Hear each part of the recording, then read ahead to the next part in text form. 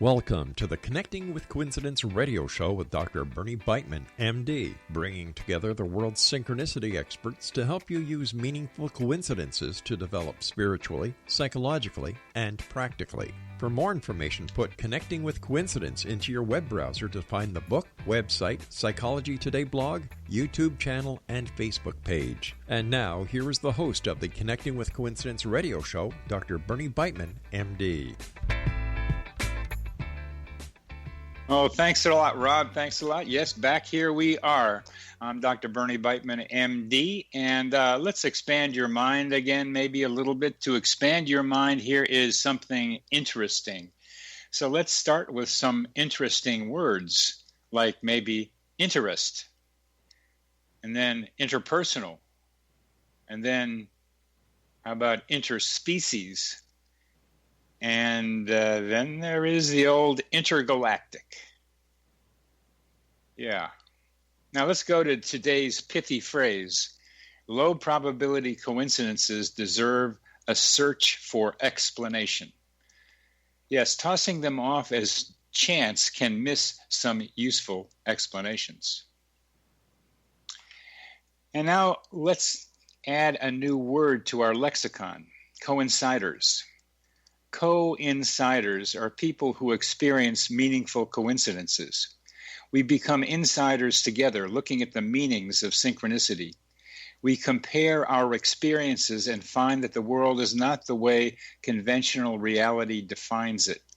Our minds are immersed in our mental atmosphere, the psychosphere, through which some of us can be telepathic, clairvoyant, and sense the future, as well as find our own human GPS. Sharpen your sensitivity to coincidences. Examine their potential uses and explanations. Read my book, Connecting with Coincidence, and learn along with me. Synchronicity, spoken here. Our guest today is Joseph Mazur, who is Professor Emeritus of Mathematics at Marlboro College in Marlboro, Vermont. He holds a Ph.D. in math from M.I.T., is the recipient of fellowships from several distinguished foundations, including the Guggenheim and Rockefeller Foundations. His works have appeared in Nature, the New York Times, The Guardian, the Wall Street Journal, Slate, and Science. He has been profiled in venues such as NPR's The Hidden Brain and PRI's Innovation Lab, as well as many others. He is the author of Euclid in the Rainforest, Discovering Universal Truth in Mathematics, another book called What's Luck Got to Do with It? The History of Mathematics and Psychology Behind the Gambler's Illusion, and his most recent book, Fluke. Yeah, Fluke, The Math and Myth of Coincidence. And that book brings Joe and me together today. His books have been translated into over a dozen languages. And Joe, welcome to the show. Thank you so much for having me on the show. That was a great introduction. It was quite full. My whole CV there. Yeah, you've done a lot, Joe. It's wonderful to see your mathematical background and how you think about it. And I also noticed from some of our dialogues there's some flexibility in the way you think about things. You're open to more than just a probabilistic or statistical explanation of some things. Yes, I am, surely.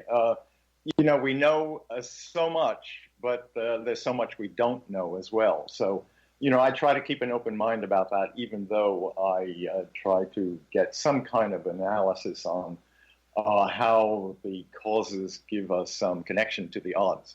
So, but, before I say anything more about that, I should tell you that even though the book, Fluke, tries to corner the odds on some of these very impressive coincidences, it also, I should be sure to tell you that, in fact, those cornered odds are really boundaries. They're not real. You can't take a story, a good coincidence story, and mathematize it to the extent of getting anything precise. You're not going to get precise odds on any of these things. So I just, as a word of caution, I'm just suggesting that when I talk about odds, I'm talking about boundaries of odds. In other words, very, very, very, very vague approximations as to how we should think about the odds on these coincidences. So, excellent, yeah. excellent. That's a wonderful point, and I kind of see that too, because when I was in college, I was in a seminar at Swarthmore on probability theory. It wasn't statistics; it was probability theory. I really liked it. I got a double A in it. Showed the professor that this was something really important and something to understand. And I really liked the various theories about probability. So I keep trying to understand the probability of various coincidences. And I'm glad to hear you say that it's really hard to get to anything precise, but you may come up with boundaries. Even that, I think we can talk about some. And when I do my own probability analysis, I will have some questions about that for you. When I tell you that we go over the story that happened to me regarding my father, because how you determine probabilities of events becomes somewhat arbitrary depending on the reference group that you pick to place the potential baseline in. And would you comment on that first? Yes. With all the stories I've heard, and I've heard, as you probably can gather, I've heard many, especially after the publication of my book. I mean, I think the Sorcerer's Apprentice of coincidence stories, as you are. But I would suggest that there are hidden variables behind all of these stories. And when you dig a little bit deeper than the actual story itself, because the storyteller is telling something from the consciousness angle, but not from the subconscious angle. So there's a lot of detail that's really hidden, and when you try to pry out those details, you begin to see that there are things that you can attach to cause, so that the causes really could be there, which of course annihilates the whole idea of coincidence itself, because a coincidence is that's a couple of events that happen in space and time without an apparent cause. Yeah. So once you dig out the cause, it's no longer a coincidence. Agreed. I underline that point with you. I've said that often. Once you find the cause, it's no longer a coincidence. But it's also, in my definition, I use the adjective apparent. So apparent is a very relative word, because you have to ask apparent to whom? Apparent to the person relaying that coincidence, or is it apparent to everybody? And surely there are people who might be able to explain that coincidence, which would mean that it wouldn't be a coincidence in general. So there's that the rub is you worry about that cause being surfaced in some way. That's the idea of apparent is really a very good question right there. Just what do we mean by apparent? I mean, it's subjective, is what you're saying. It is, yes. Not, and there are many coincidences where, in my book, I talk about the head scratchers, and the head scratchers are those coincidences where you can't even get to the analysis at all. There's nothing that you can really get your fingers on and say, I'm going to crunch some numbers here and see some relationship between what I know is true in, let's say, physics or the world, with what has actually happened in these events. Each of these segments is a little over 11 minutes. We have about 2 minutes left, but I have a question about the difference in your mind between explanation and cause. Yeah. Explanation means you already know something about the cause, and you're ready to put things together so that you can actually explain that cause. Some causes are very difficult to even explain, so there's a real rough difference there, because you may know that there's a cause, but you may not know you may not know how to explain that cause. So there are many causes, for example, in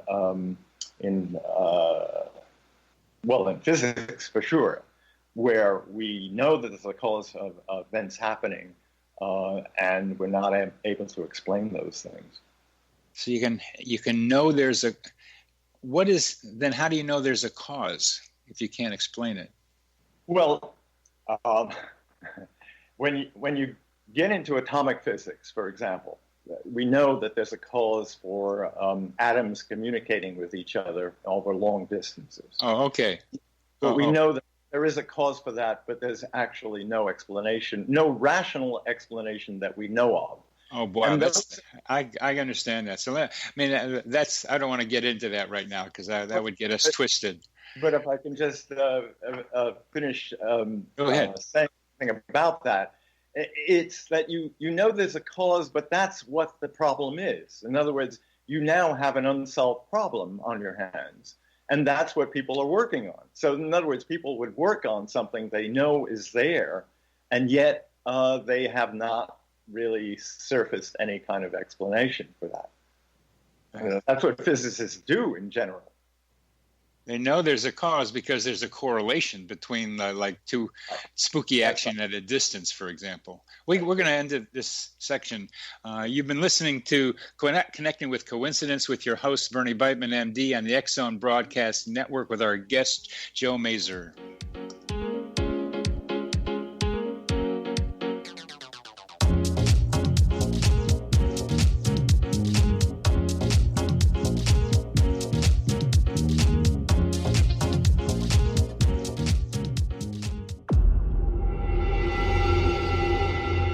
Whether you're a skeptic or a believer, join me, Rob McConnell, as together we'll investigate the world of the paranormal and the science of parapsychology here on the X-Zone Radio TV show on XZBN and the X-Zone TV channel on Simul TV. Since 1990, the X-Zone Radio TV show has been the place where people dare to believe and dare to be heard. Together, we'll investigate UFOs, aliens, ghosts, Bigfoot, psychic phenomenon, lake monsters, conspiracy theories, government cover-ups, the truth embargo, alien abductions, ESP, haunted locations from around the world, and so much more.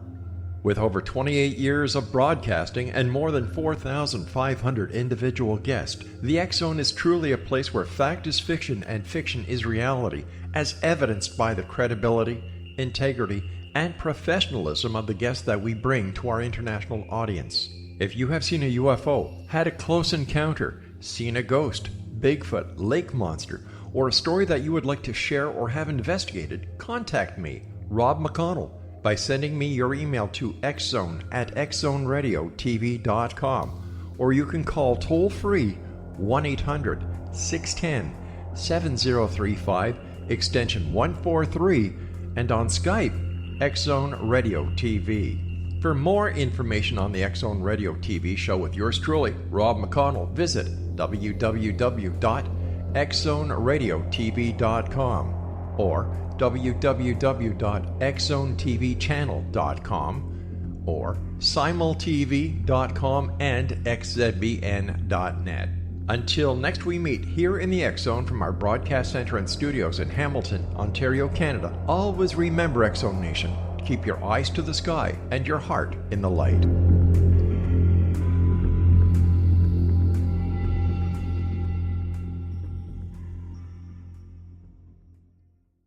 You have heard of the X-Zone? Now watch it on Simul TV, plus 500 video games, live TV channels, free video on demand, worldwide, and more.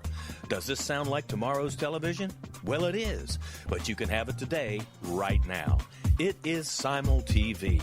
Simul TV offers what the others only wish they could provide. 15 exclusive channels like X-Zone, Sci-Fi, and Horror. We are worldwide. No other provider offers that. 500 built-in video games. No need to have an extra expensive system. We have them included. Free video on demand. Live streaming events from around the world. Interactive online network, and much more. Tomorrow's TV today. Simul TV. Sound too good to be true? Well, it's not. You can have Simul TV today. Sign up at simultv.com. Do it today. Welcome back to CC with BB. Yes, I'm Dr. Bernie Beitman, MD. I'm Smee, and I'm on your host, and we are here with Joe Mazur, and we're rocking and rolling about probability and statistics and explanation, but we're going to get into the question. One of the questions that's bothered me as we talk about explanation and cause is probability and explanation. Is some people almost use probability of a coincidence in a sentence that makes it sound like a cause. You're asking me that question. Huh? I'm asking the statistician, mathematician. Okay.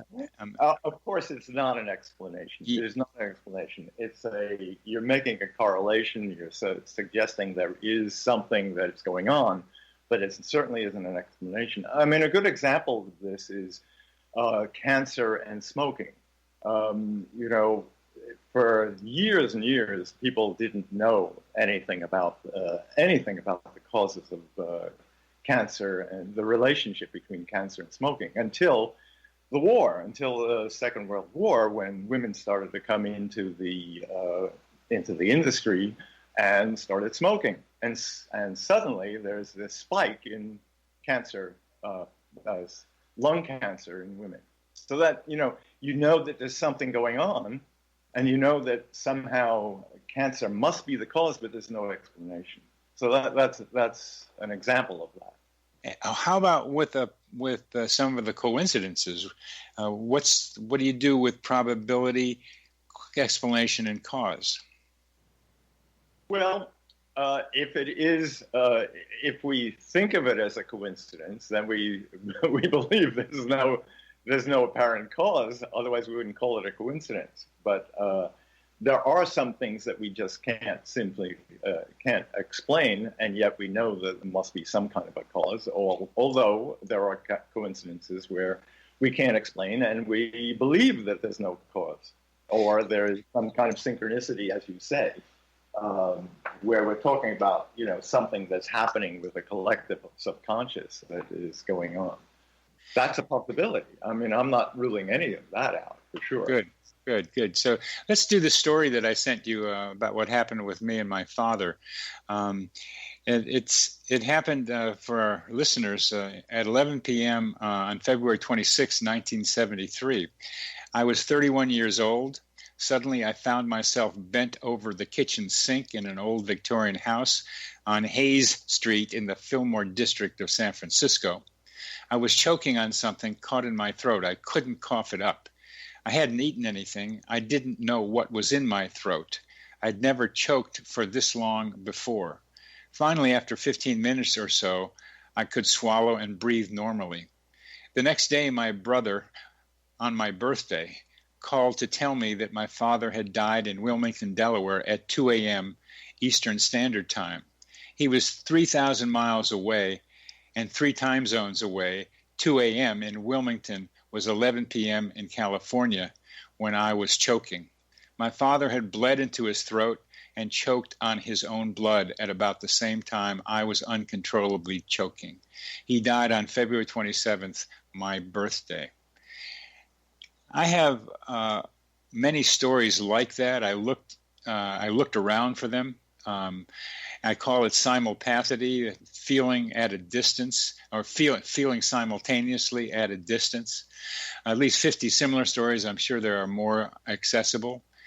On my Weird Coincidence survey, more than 2,000 responders said that sometimes this happens to them. So it looks like a phenomenon that is not just isolated to Dr. Bernie Beitman, MD. It's something that seems to happen out there in the real world.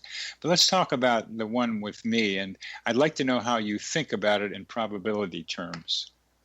Well, whenever I hear a story like that, and trust me, I've heard a few like that, not quite as good as that. That is quite good. And that is a head-scratcher.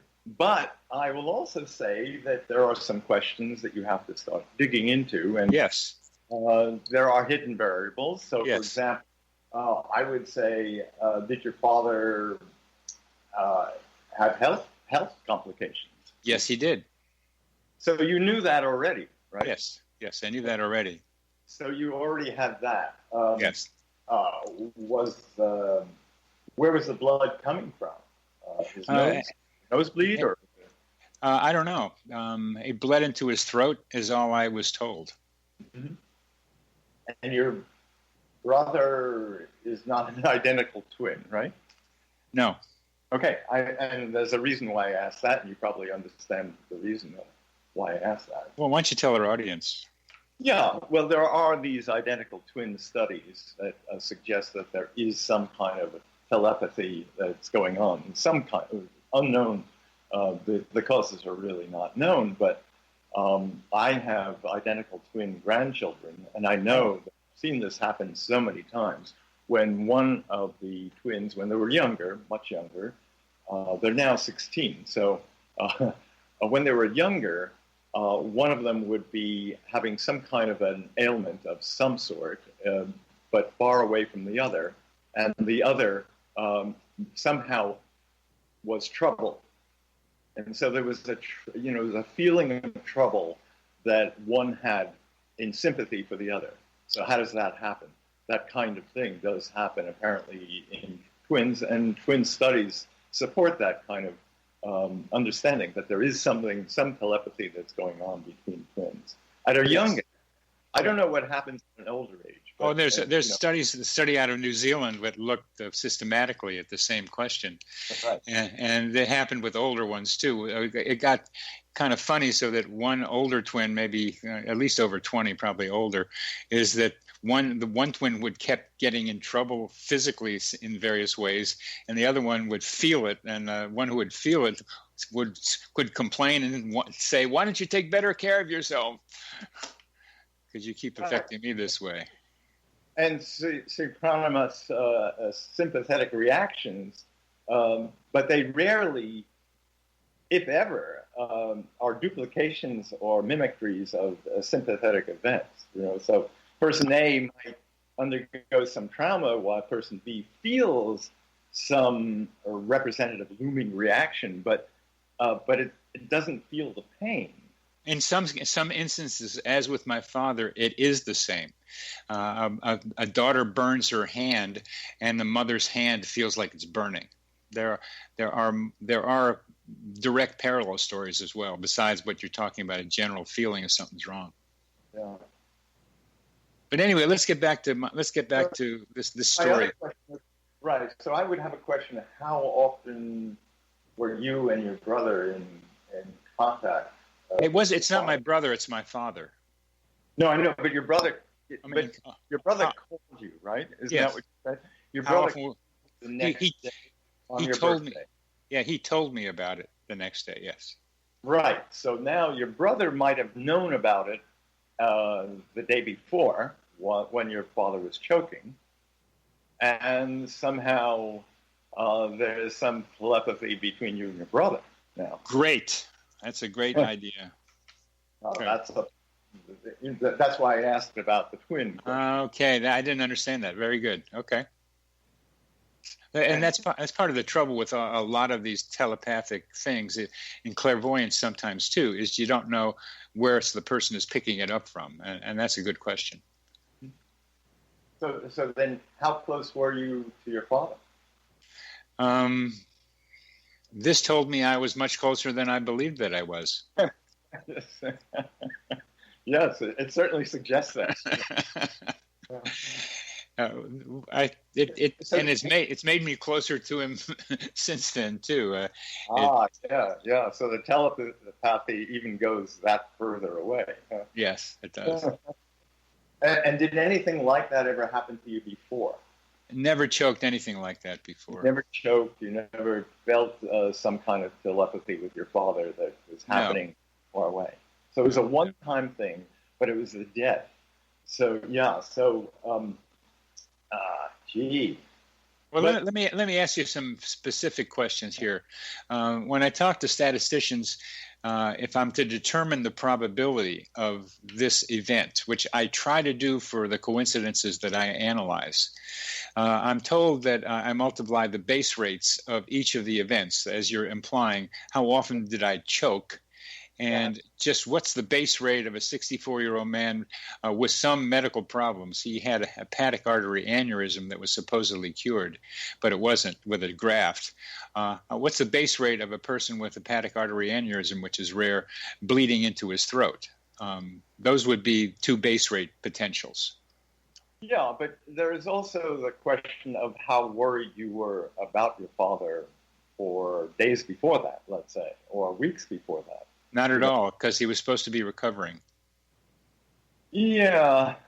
Recovery is an interesting word, though. Recovery can mean all sorts of things. You still internalize it. You know, my wife's father had 4 heart attacks, and over a period of about 40 years, and my wife never ever felt comfortable about any of those recoveries. So there's a kind of a discomfort about the recovery as well. I did not think much about it as the best way to tell you. Consciously, yeah.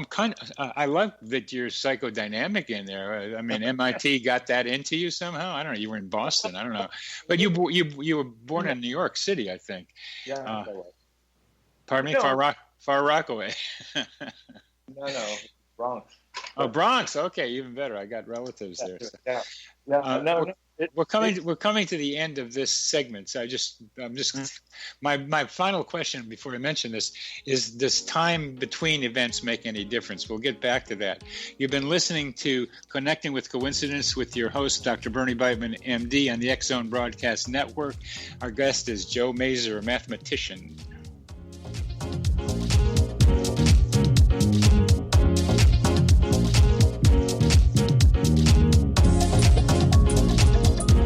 Broadcast studios in Hamilton, Ontario, Canada, to the world and beyond. You're watching the X-Zone Broadcast Network, www.xzbn.net.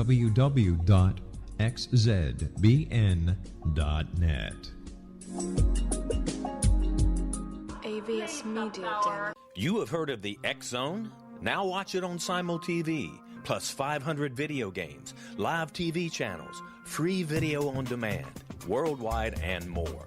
Does this sound like tomorrow's television?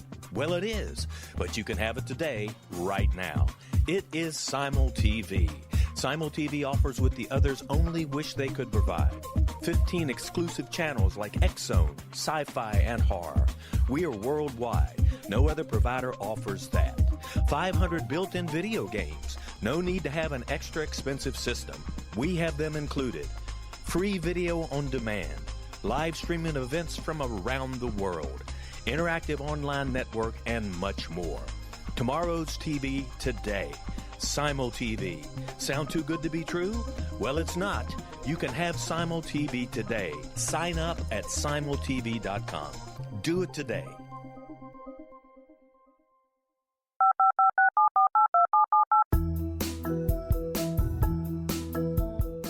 Did you know that when you're on the road with limited data or Wi-Fi, you can still listen to the X-Zone Radio Show with Rob McConnell, The Science of Magic with Gwilda Wiyaka, X-1, Dimension X, Space Patrol, and every minute of the X-Zone Broadcast Network by calling 213-401-0080, courtesy of Audio Now. No smartphone, app, or internet needed. It saves your data plan, and it's free if you have unlimited minutes. Call 213-401-0080 to listen on any phone, anytime, anywhere. Remember 213-401-0080 for the best of the paranormal, parapsychology, and sci-fi radio programming anywhere, 24/7, 365.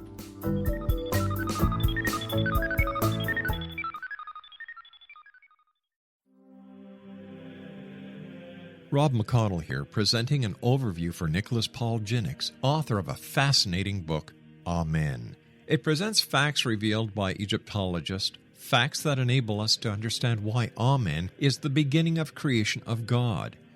It provides recommendations for religious leaders of the major religions to unify their beliefs and teach the Word of God. Love one another. Amen informs people how mankind conceived God. It was the Egyptians that developed the concepts of a soul, a hereafter, and Son of God. And finally, after the worship of many gods, they conceived the belief in one universal God, the maker of all there is.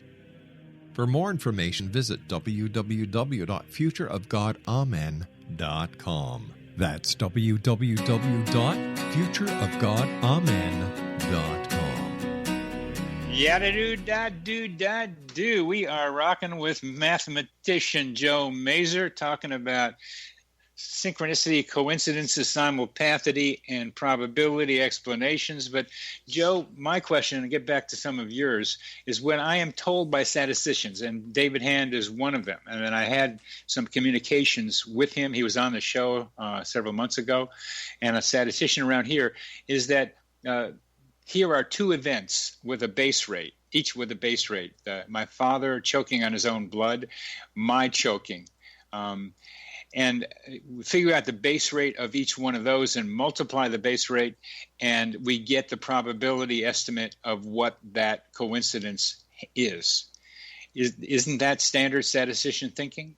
It certainly is, but before you get to that base rate, you also have to uncover some of those variables. Variables, yeah. And that's where the reference group you pick makes a difference. And parenthetically, there was a researcher, a genetic researcher, who was studying a very rare genetic disorder, and then discovered that her daughter had the same disorder. And there was no genetics in the family of this thing. So that looked like a very low probability event.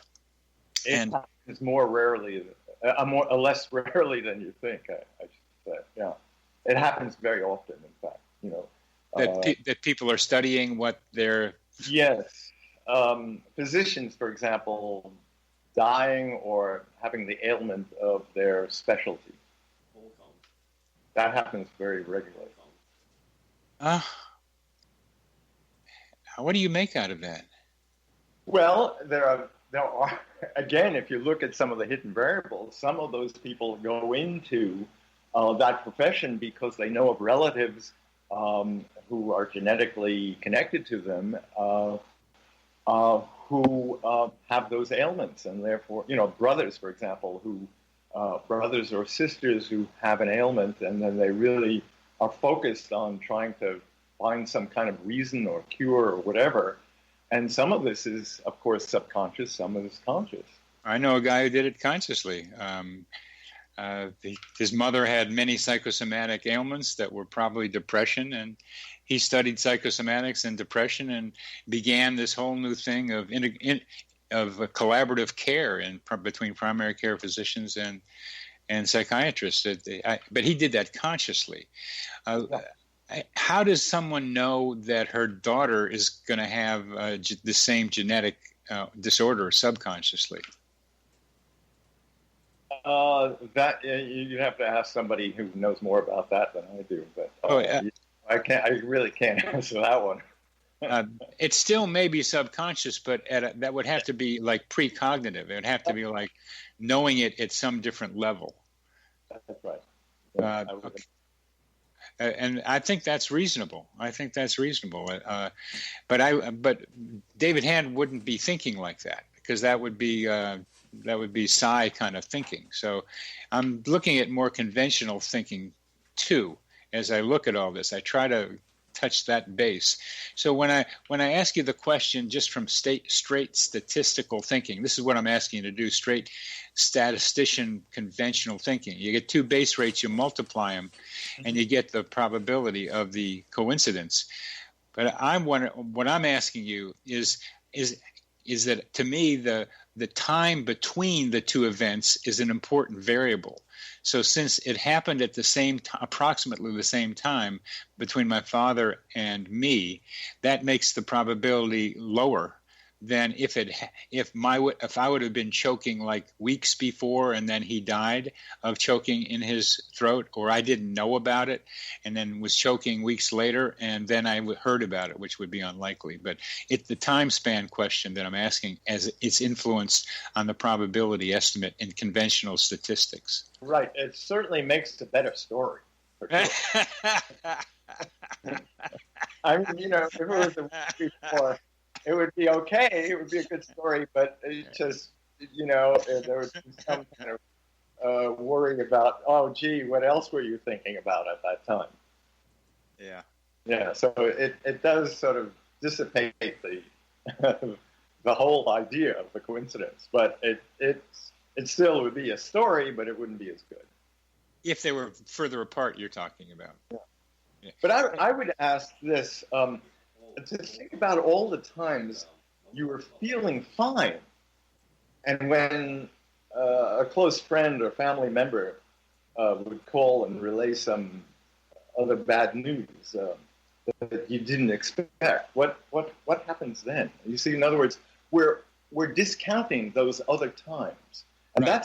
that's a standard in statistics. We have to be very careful about all the times we discount. Yes. As you mentioned, I wrote a book about gambling, and in gambling that happens almost all the time. We remember our losses, we remember our wins, but we forget our losses, and so those are kinds of things that come into play as well. So that's selective. Yeah. Yeah, it's selective memory. Sure. Yeah. And once you say that, it becomes hard to argue it because you can't remember all the times you thought about something.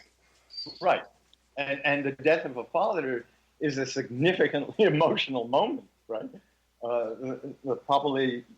It's probably a moment when it's so significant beyond all other moments of a life's emotions. Yes. So it captures and triggers any attaching episodes of sympathy. Yeah, and I might have forgotten about the choking at the sink if I hadn't heard about my father dying at around the same time. Mm-hmm. But at the moment of hearing your father's death and hearing that he died, just when you were distressed, you put the two events together as significantly related. Yeah. And whether that is a correlation looking for a cause or just... Right. So you could let's suppose you were not choking at the time, but let's say by that sink you had broken a dish. You broke a dish in the sink, let's say. Wouldn't you have recalled that broken dish, broken dish as a moment of a momentous synchronous connection to your father's choking? Yeah, or the same thing. The story would be there. The story would be there, or I burned my hand on the stove around that time, and I would remember it. Yeah, that's a very good point. That's a very good point. So something else would have taken the place of choking to maintain the connection, because the human mind is trying to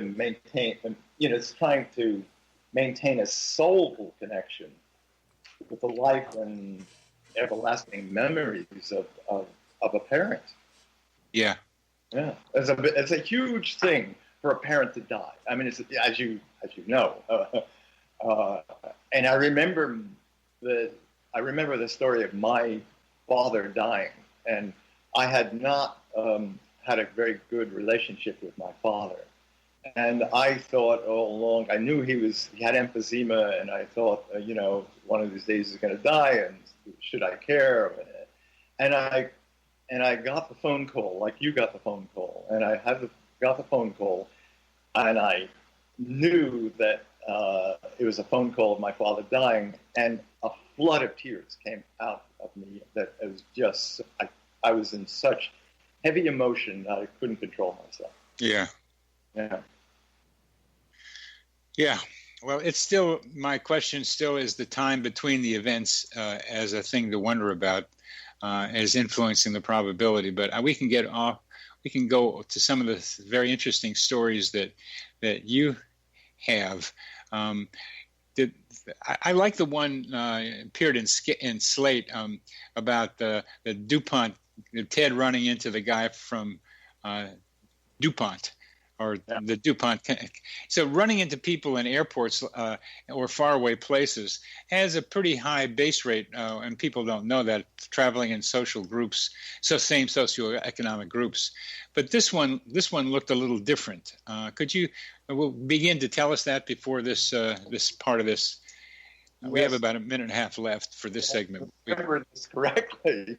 I was giving a reading at a Fluke, I believe, and it was in a bookstore, and this man came up to me and he said, I have a terrific coincidence to tell you about. I was on a plane, and the plane was delayed for a long time, and they were told that they were trying to contact somebody who knows something about an engine that was, I don't remember exactly the mechanism of the engine, but he said they had been trying to contact this person, and the person sitting next to him worked for DuPont, and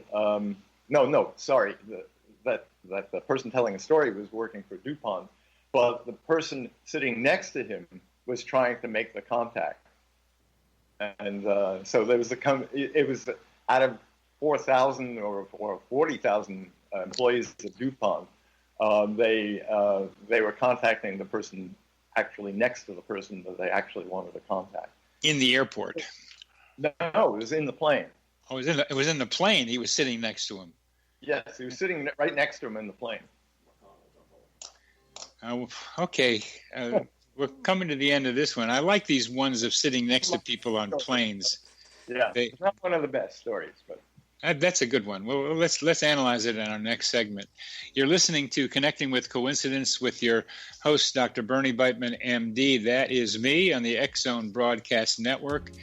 And our guest is Joe Mazur, and we are probability guys today.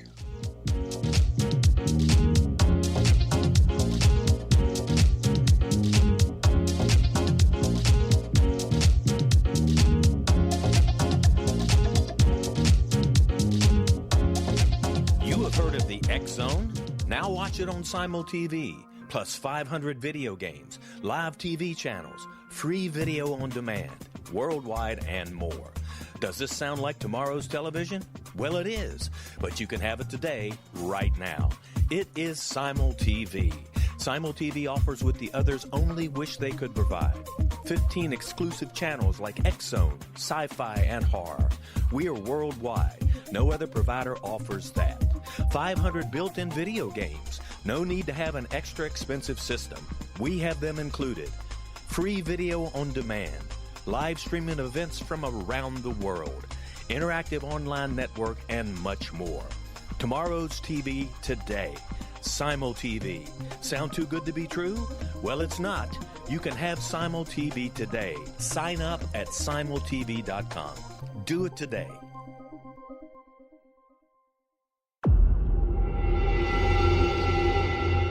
Whether you're a skeptic or a believer, join me, Rob McConnell, as together we'll investigate the world of the paranormal and the science of parapsychology here on the X-Zone Radio TV show on XZBN and the X-Zone TV channel on Simul TV. Since 1990, the X-Zone Radio TV show has been the place where people dare to believe and dare to be heard. Together, we'll investigate UFOs, aliens, ghosts, Bigfoot, psychic phenomenon, lake monsters, conspiracy theories, government cover-ups, the truth embargo, alien abductions, ESP, haunted locations from around the world, and so much more. With over 28 years of broadcasting and more than 4,500 individual guests, the X-Zone is truly a place where fact is fiction and fiction is reality, as evidenced by the credibility, integrity, and professionalism of the guests that we bring to our international audience.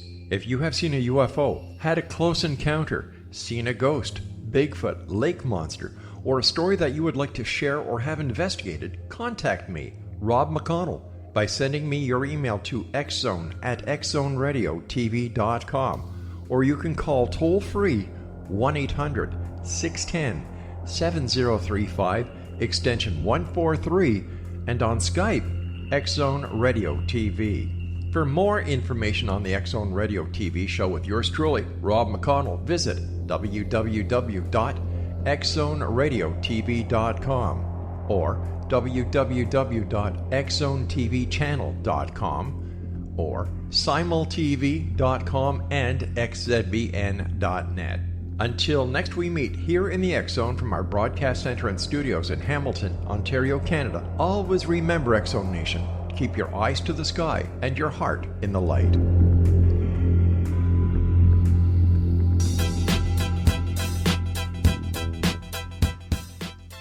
Yes. Welcome back to CC with BB. I'm your host, Dr. Bernie Beitman, MD, talking to Joe Mazur, talking about sitting down next to in a plane next to somebody that a guy was searching for out of 140,000 employees at DuPont. The guy he was looking for was sitting next to him on the plane. Hey, Joe, how'd that happen? How do you think about that statistically? Yeah. Well, you do have a number there, 140,000, let's say. Whatever the number is, you've got something to go on as a number. You can limit that to, of course, who's the person who really knows and what department does he know, so you're narrowing down those numbers. Then the question is, what is the connection between the guy who's sitting, the two people sitting next to each other? So that's a much more interesting story because they are connected in some way. Yeah.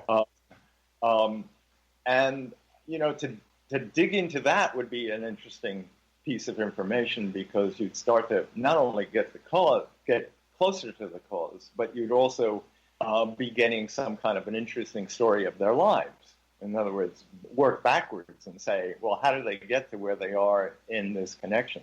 They're not related in any other way that we know of.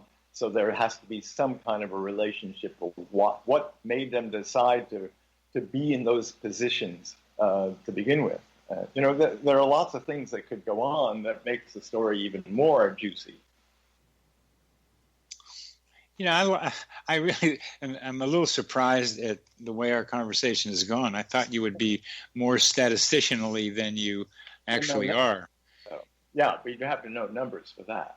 And this is not one of the ones that I actually dove into for analysis. This was after I wrote the book, and there were some stories that were coming along. They were coming along very fast. And you can imagine after publication of this book, which had enormous numbers of sales and translations all over the world, I was getting at least maybe 50 stories a day for a long time. Wow. Yeah, it was amazing. Because it was on BBC, and the BBC had collected a whole bunch of stories from their people, and so they wanted me to analyze those stories, which I did. I said I'd only analyze 12 of them, and in the end, I only analyzed 4 of them. So it's hard to do it actually because it takes time, and it takes a little bit of digging. Yeah. That's a wonderful response you had to your book. Yeah, wonderful, but I didn't expect that, and I didn't really want it. But as you know, in the book, I categorize the stories into 10 categories, and the most common thing is you find the category where two people meet in a strange place. 95% of the stories are like that. They just, oh, gee, I was in Mumbai and I ran into my neighbor on a street in Mumbai. That's the typical story. And then there are these stories that are really colossal that you can't imagine happening. And then when you start to think about them, you say, well, gee, I can imagine happening. I have one story, if you don't mind my telling it. It's one of the most colossal stories I've ever heard. two businessmen, this is told by one of the businessmen, on the Staten Island Ferry in New York. And one of them was trying to give a business card to the other. And he took a business card out of his wallet. And just as he took the business card out of his wallet flipped somehow. He lost control of his wallet. And the wallet fell overboard. Oh. And thinking that it would never be seen again. 6 months later, a fisherman in Nantucket gives him a call and says, "Is this your wallet?" It turned out that the fisherman was a friend of his and saw the credit cards in his wallet, called him and said, "Is this your wallet?" He caught the wallet in his net. Now, how do you take that kind of a story?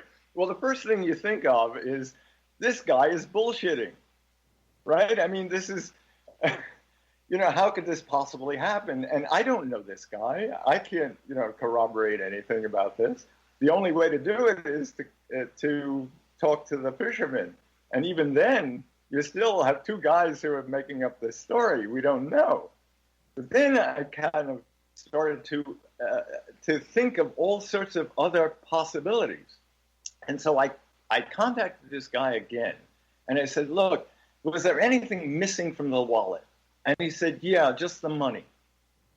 Well, okay, if it was just the money, what's more likely to happen than this wallet just finding its way up to Nantucket through the water. It's clearly, it fell possibly not into the water, but on the lower deck or something like that. Somebody picked it up, took the wallet, put it in some place, and somebody just somehow traveled to Nantucket with the wallet or something like that. But, it opens up all sorts of possibilities because the actual event is so colossally unlikely that you just crave for some better explanation.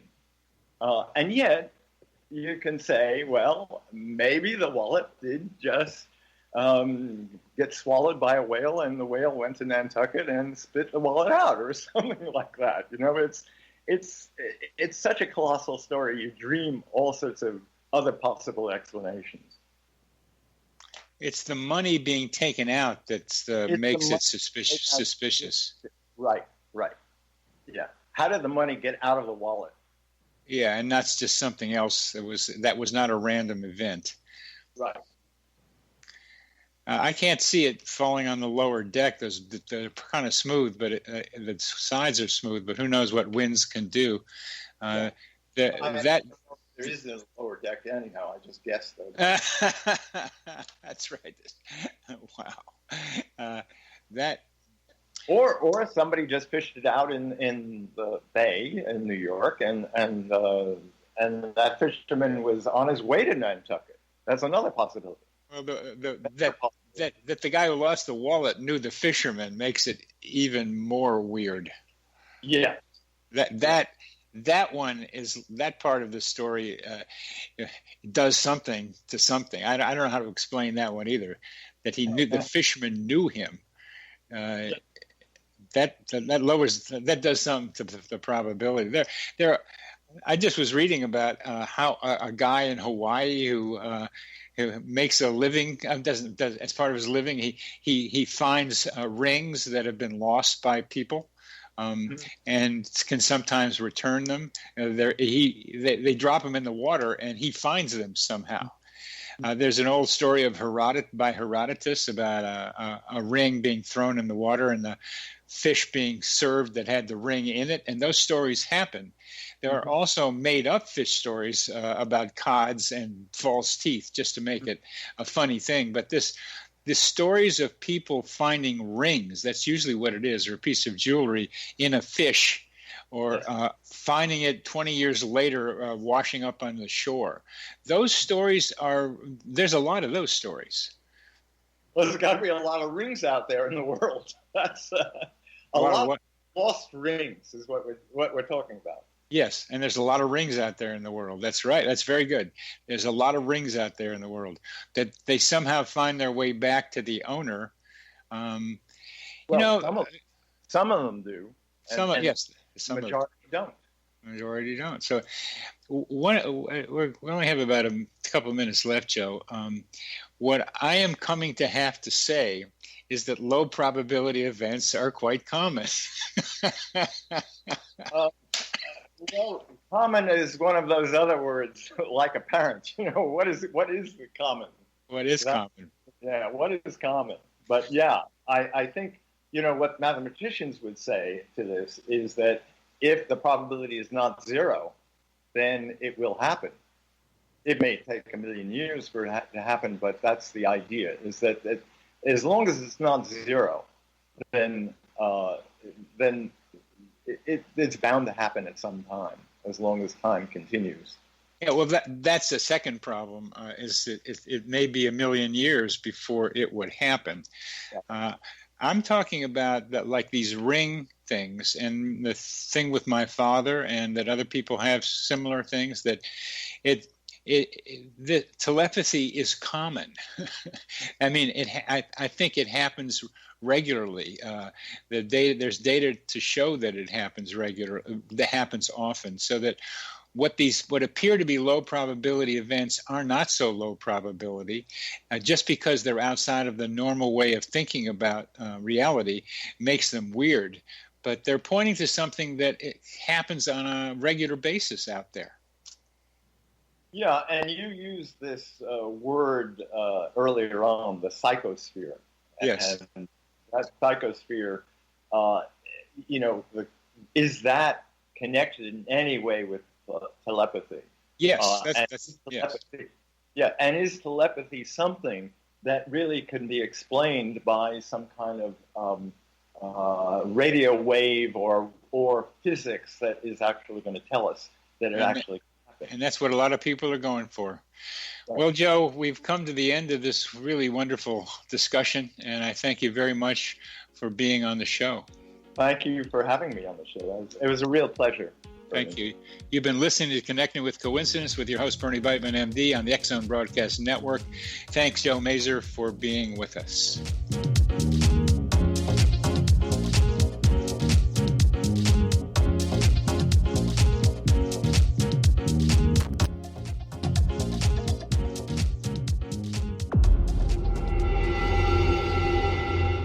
Whether you're a skeptic or a believer, join me, Rob McConnell, as together we'll investigate the world of the paranormal and the science of parapsychology here on the X Zone Radio TV show on XZBN and the X Zone TV channel on Simul TV.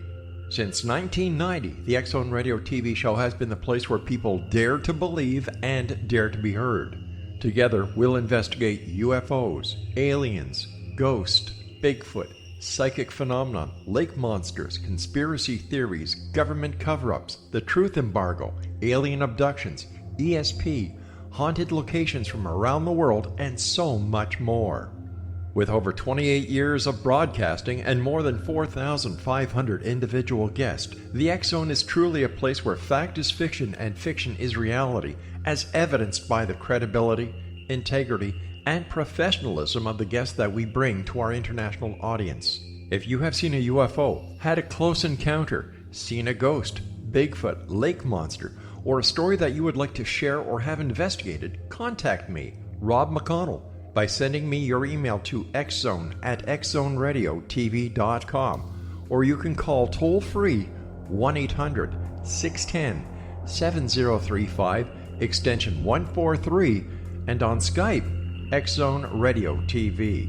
For more information on the X Zone Radio TV show with yours truly, Rob McConnell, visit www.xzoneradiotv.com or www.xzonetvchannel.com or simultv.com and xzbn.net.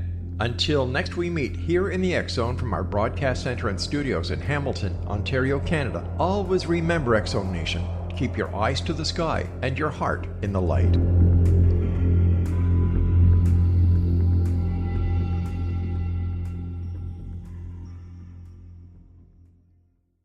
You have heard of the X Zone? Now watch it on Simul TV, plus 500 video games, live TV channels, free video on demand, worldwide, and more. Does this sound like tomorrow's television?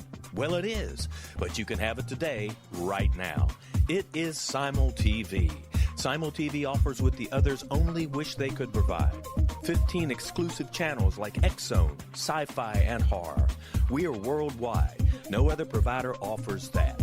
500 built-in video games. No need to have an extra expensive system. We have them included. Free video on demand. Live streaming events from around the world. Interactive online network, and much more. Tomorrow's TV today. Simul TV. Sound too good to be true? Well, it's not. You can have Simul TV today. Sign up at simultv.com. Do it today.